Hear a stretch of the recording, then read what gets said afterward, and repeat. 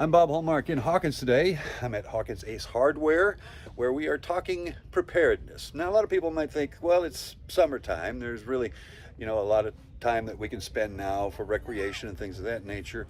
But a lot of people are thinking about what happens if the power grid goes down, which has been talked about. What do you do? Also, during the wintertime, and we've been through this before with freezing temperatures, we also know that there can be the possibility of the power going out and water going out when it freezes here in East Texas. What about propane to heat? What about things of that nature? Well, that's why we've come to Ace Hardware today, and joining our friend right now, Paul Stevens. Now, Paul, one of the things that people are doing right now is very curious. They're buying something that you have in your hand right here. Yes, sir. This is a solar light. A nice solar light. Mm-hmm. But if we had a few of these in the front yard when the power went out, they're charged up, and all we have to do is bring them in the house. Mm-hmm. And that is what people are doing right now. They have seen the wisdom in this, Paul. They're using the free energy of the sun to power these solar lights, and actually using them inside. Some of them actually use them inside right now just to save money. And then some of them are looking at this as a fail-safe. If the power goes out, you're going to need light. Makes sense to you at this point? Yes, sir. It's sitting out in the front yard, all charged up, ready for that power to go out. That's right. And now a lot of these things are very sophisticated. The technology's come a long way. If you remember, years and years ago, you had to have these huge solar panels on your roof. And now I'm going to show you some pictures here. Now, they're very economical as far as space. Some of them are only about a foot wide.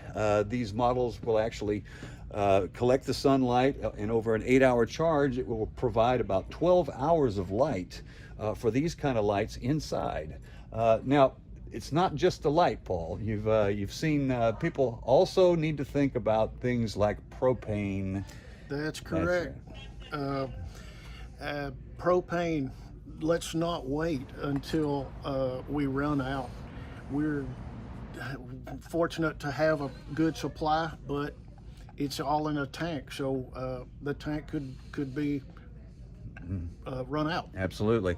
And now, we look at this and you say, well, it's kind of a simplistic look at it, but this is survival. If we find ourselves maybe going a week, maybe even 2 weeks, maybe a month without having water, without having power, there are going to be some times you're going to need an alternative. And this would be, I'm guessing by your estimation, this would be a smart way to go here. Hey, and it's not so expensive, and it's ready to use anytime in the dark. Bring it out, light the house up for all night long. Now, we've learned our lessons over the years, haven't we, Paul? There was a run here at Hawkins Ace Hardware during Snowmageddon. I know a lot of you people remember that. You said that you felt, we have plenty of supplies here. We're certainly going to be fine. And then Snowmageddon hit. And you said something remarkable happened. We ran out of PVC fittings. It's not an endless supply. So preparedness is one thing that we're going to do. But, everybody needs to have a little supply. Fittings, hose, clamps, the survival issues. And that's what we're talking about here when I opened up by saying preparedness. That's really what we're talking about here, because by the time, let's say, the grid goes down, or there's a freeze, or there's a storm, or whatever, it's too late. It's too late.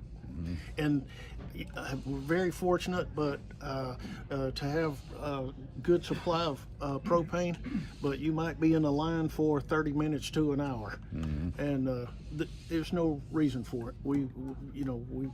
We'll have plenty.